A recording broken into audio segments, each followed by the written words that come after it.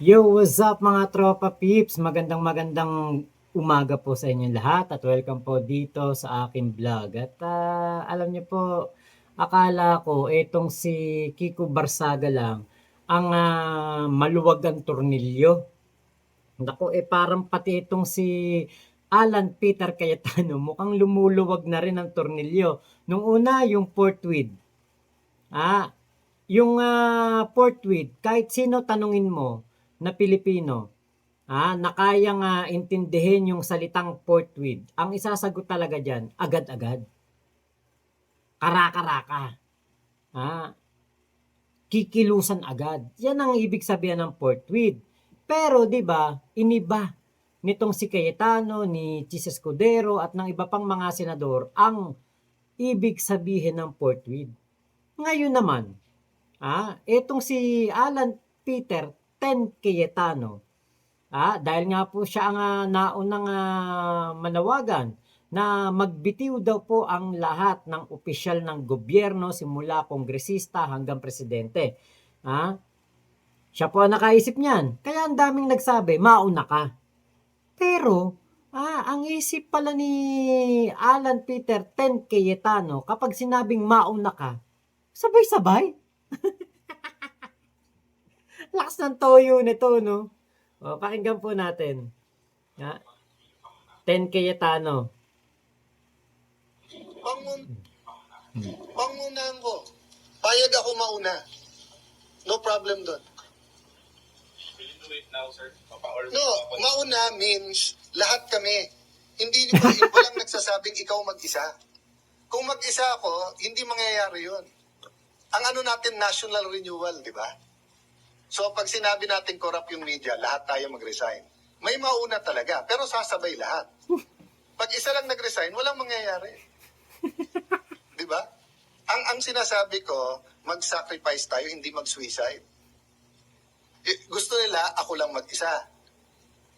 No problem, yun ang gusto nyo. Pero it will not solve the problem. The problem will have new hope if we do it all as a group.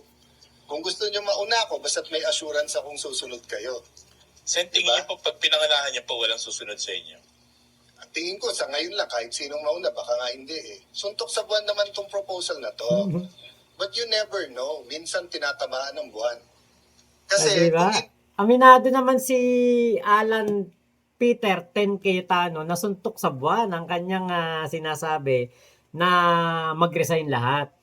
Kasi wala namang matinong tao ang magre-resign na alam mo namang maayos ang trabaho mo, alam mo namang hindi ka nangungurakot, alam mo naman sa sarili mo na wala kang ginagawang masama, ba't ka magre-resign?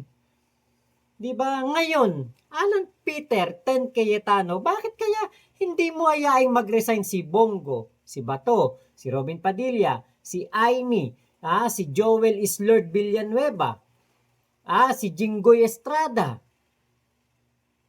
Ayain mo sila. Ikaw, sama ka. 7 na kayo. Si Marco Beta, sama po pa. Sino pa ba? Yung mga pro Duterte, si Chis. 9 kayo. Sama-sama kayo. Mag-resign kayo lahat. Isang bagsakan.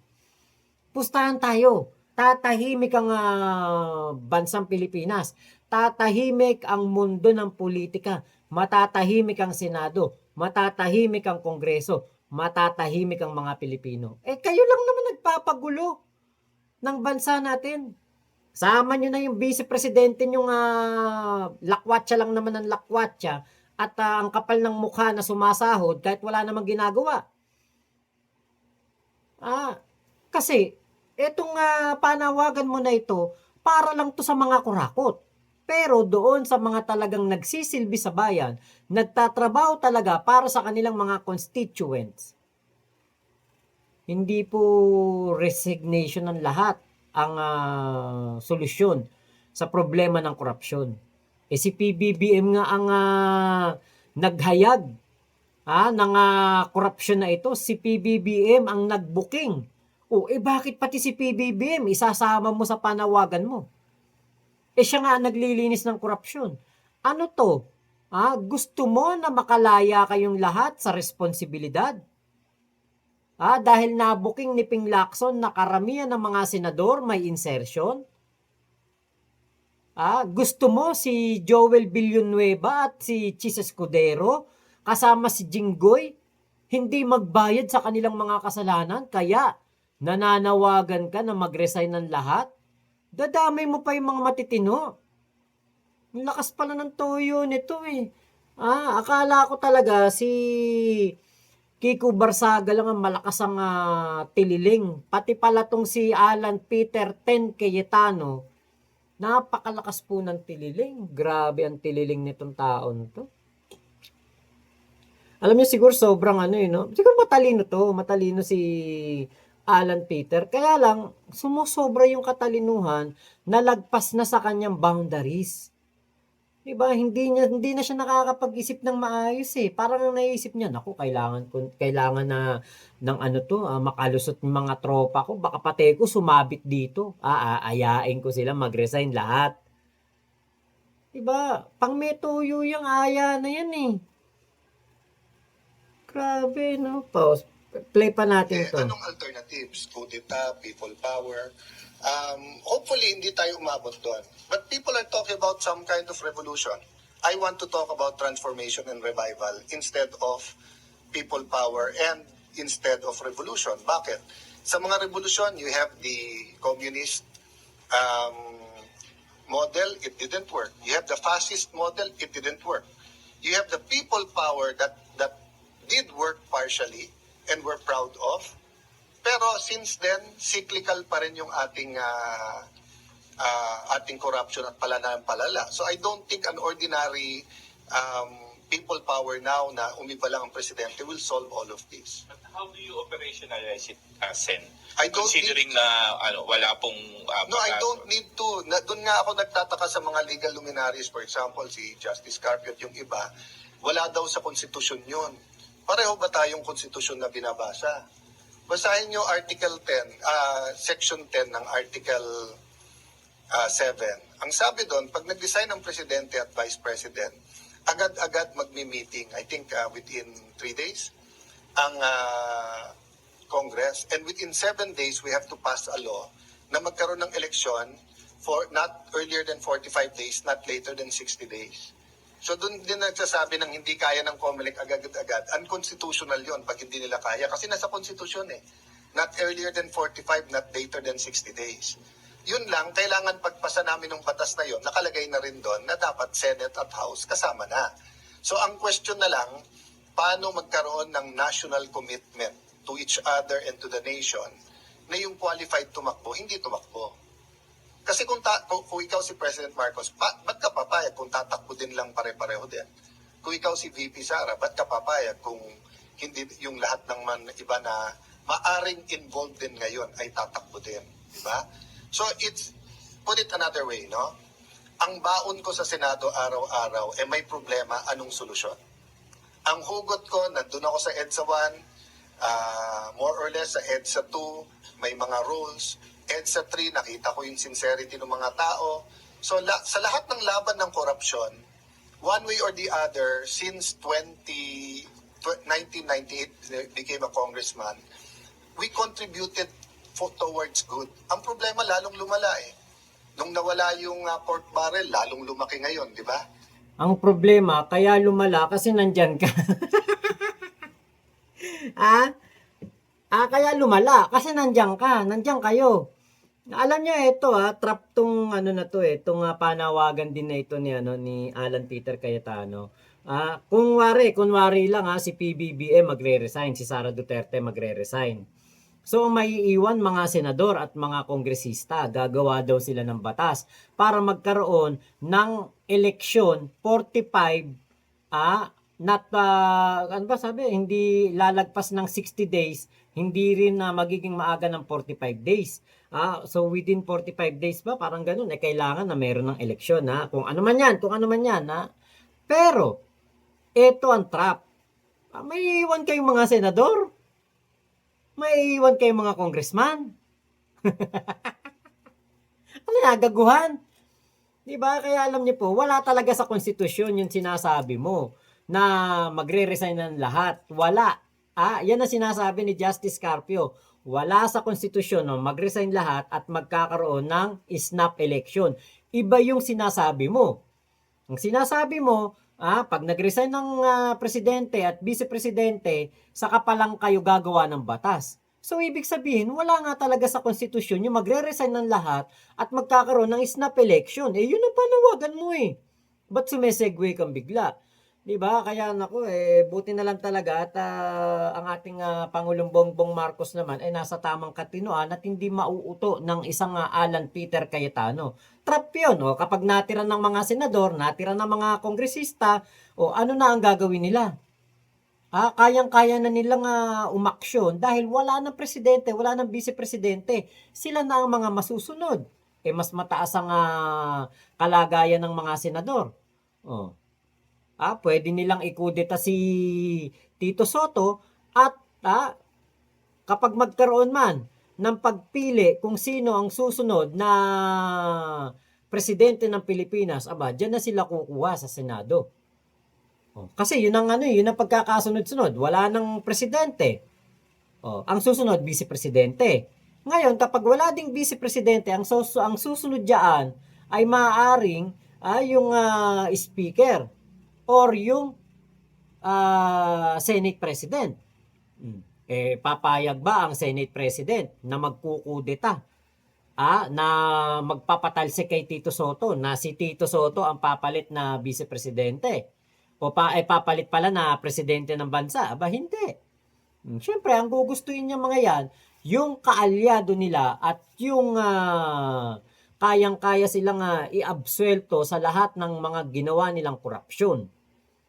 Diba? Akala kasi nitong si Alan Peter Cayetano, bobo mga Pilipino. Akala siguro ni Alan Peter Cayetano, nakakalimutan natin yung kanyang 10K bawat pamilya. Nasaan na yun? 10 pamilya kada libo, wala. Naging 10 pamilya na kada libo. Yung 10,000 kada pamilya, walang nangyari. Nga ang mga Pilipino.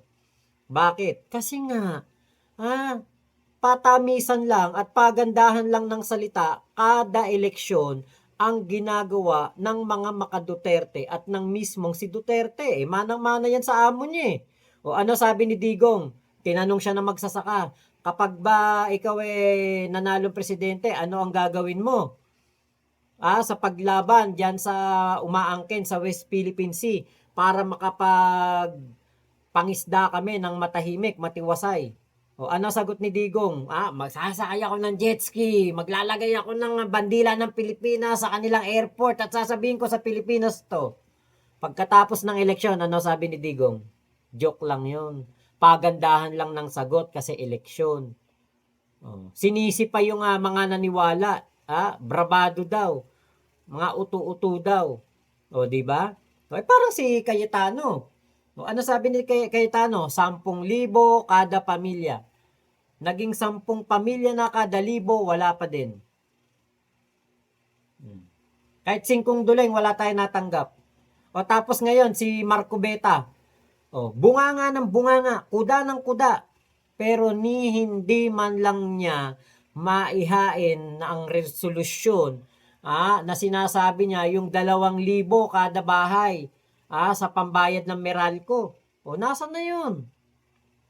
Nga. Di ba? Si Robin Padilla, nangangampanya noon. Ano sabi niya? Isusulong niya ang ano ba yung sinasabi ni Boy Mukbang, ni Boy Sile? Yung babaguhin ang ating form of government.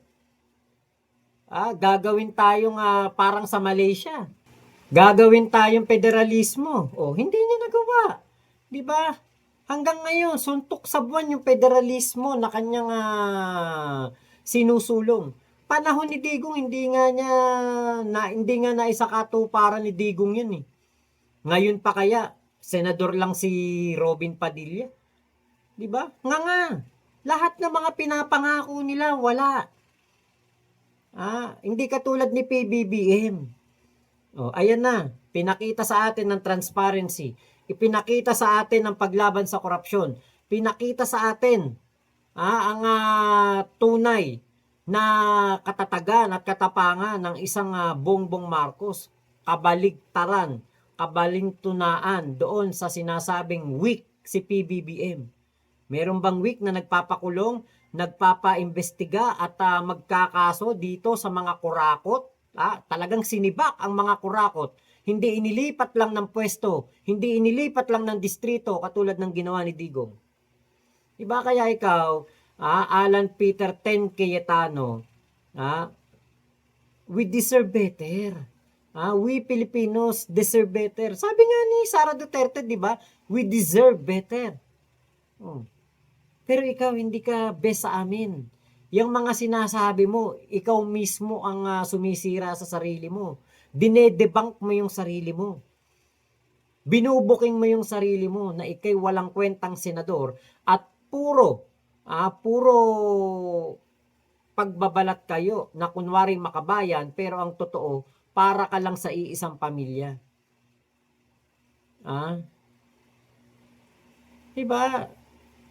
Talagang ikaw ang isa sa mga sakit ng ulo ng gobyernong ito.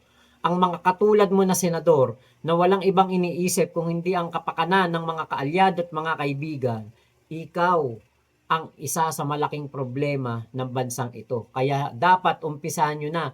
Siyam kayo, mag-resign kayo lahat, tignan nyo. Tatahimik ang Pilipinas, tatahimik ang mundo ng mga politika, at lalong-lalo nang magiging maayos ang pamamahala ni PBBM dahil mawawala ang mga perwisyo sa Pilipinas. Matatahimik din pati SOCMED. Kayo lang naman maingay sa SOCMED eh. Kaya lang naman kami sumasagot na mga pro-government kasi tinatarantado nyo kami, ginagago nyo kami. O siyempre sasagot kami. Pag nakikita naming mali ang mga binubunganga ninyo, talagang kukontray namin kayo. Kayo ang nagpapagulo sa mundo ng social media. Yan ang totoo. So, yun lamang po. Maraming salamat sa pagsama nyo dito sa aking vlog na ito. Ingat po kayo. Nasan mang panig kayo ng mundo. Momo chup chup. Love you, love you. God bless us all, Pilipinas. God first.